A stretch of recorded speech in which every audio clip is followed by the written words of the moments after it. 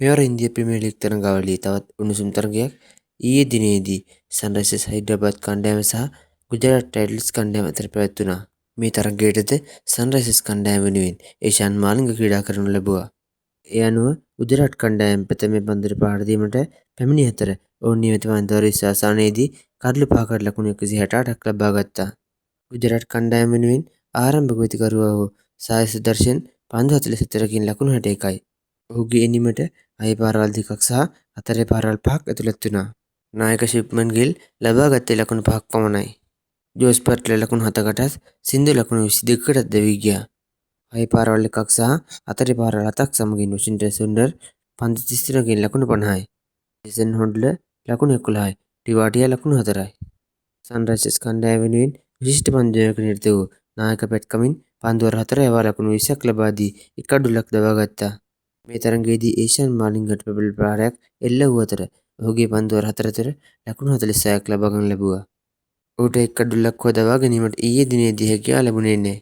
ඒ අනුව ගුජරාට් කණ්ඩායමේ ප්‍රථම කඩොල්ල ලකුණු 15 දීත් දෙවන කඩොල්ල ලකුණු 26 දීත් තුන්වන ලකුණු 64 දීත් හතරවන කඩොල්ල ලකුණු 124 දීත් පස්වන කඩොල්ල ලකුණු 164 දීත් දැවී ගියා. ලකුණු 169ක ඉතාමත් පහසු ඉලක්කයක් හඹා යාම සඳහා පැමිණි සන්රයිසර්ස් කණ්ඩායමට පන්දුවර 14 පන්දු 5ක් අවසානයේදී සියලු දෙනා දැවී ලබා ගැනීමට හැකි වූයේ ලකුණු 86ක් පමණයි. ට්‍රැවිස් හෙඩ් ප්‍රථම පන්දු වාරයේදීම ලකුණු 0කට දැවී ගියා. අභිෂේක් ශර්මාටද ලබා ගැනීමට හැකි වූයේ පන්දු 4කින් ලකුණු 6ක් පමණයි. ඉෂාන් කිෂාන් පන්දු 7කින් ලකුණු 11යි. ඔහුගේ ඉනිමට එක් 6 පාරක් සහ එක් 4 පාරක් ඇතුළත් වුණා. නායක පැට් කමින් පන්දු 9කින් ලකුණු 19යි. ඔහුගේ ඉනිමට 6 පාරවල් 2ක් සහ එක් 4 පාරක් ඇතුළත්. නිතිෂ් කුමාර් ලබා ගත්තේ මේ තරගයේදී ලකුණු 2ක් පමණයි. ඒෂාන් මාලිංගහටද මේ තරගයේදී පන්දුවර පහර දීම සඳහා අවස්ථාව හිමි වූ අතර ඔහුට එකදු ලකුණක් හෝ ලබා ගැනීමට හැකියාවක් ලැබුණේ නැහැ. පසුගිය තරගවලදී දිගින් දිගටම සාර්ථක වෙමින් ලකුණු අතරට පිවිසි හෙන්රික් ක්ලාසන් මේ තරගයේදී ලබා ගත්තේ පන්දු 16කින් ලකුණු 14ක් පමණයි. ඔහුගේ ඉනිමට 4 පාරවල් 2ක් ඇතුළත් වුණා.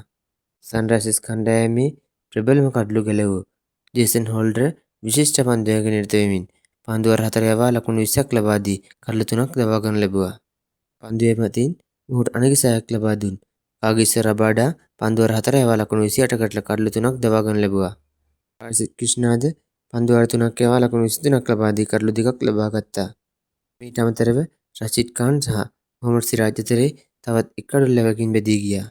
ඒ අනුව සන්රයිසර්ස් කණ්ඩායමේ ප්‍රථම කඩොල්ල ලකුණු 0 දීත් දෙවන ලකුණු 6 දීත් තුන්වන කඩොල්ල ලකුණු 23 දීත් හතරවන කඩොල්ල ලකුණු 32 දීත් පස්වන කඩොල්ල ලකුණු 56 දීත් හයවැන්න ලකුණු 56 දීත් හත්වැන්න ලකුණු 60 දීත් අටවන කඩොල්ල ලකුණු 72 දීත් නවවන කඩොල්ල ලකුණු 82 දීත් දහවන කඩොල්ල ලකුණු 86 දීත් දැවී ගියා.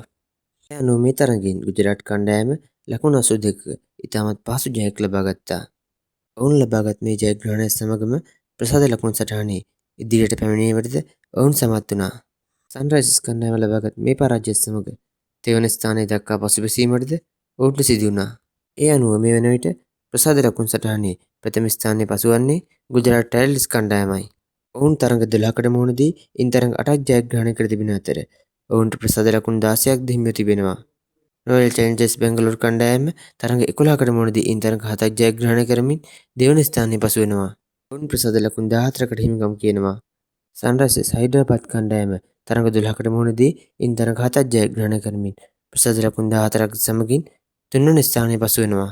හතරවන ස්ථානයේ පංජාබ් කිංස් කණ්ඩායමත් පස්වන ස්ථානයේ චෙන්නයි සුපර් කිංස් කණ්ඩායමත් හයවන ස්ථානයේ රාජස්ථාන් කණ්ඩායමත් හත්වන කණ්ඩායමේ පැතුම් නිසා ක්‍රීඩා කරන දිල්ලි කැපිටල්ස් කණ්ඩායමත් අටවන ස්ථානයේ කොල්කතා නයිට් රයිඩර්ස් කණ්ඩායමත් නවවන ස්ථානයේ මුම්බයි කණ්ඩායමත් දහවන ස්ථානයේ ලක්නෝ කණ්ඩායමත් පසු වෙනවා. මේ පිළිබඳව තවත් අලුත් වෙන බොහෝ තොරතුරු ඉදිරියට රැගෙන යන්න බලාපොරොත්තු වෙමින් දැනට සමුගන්නවා.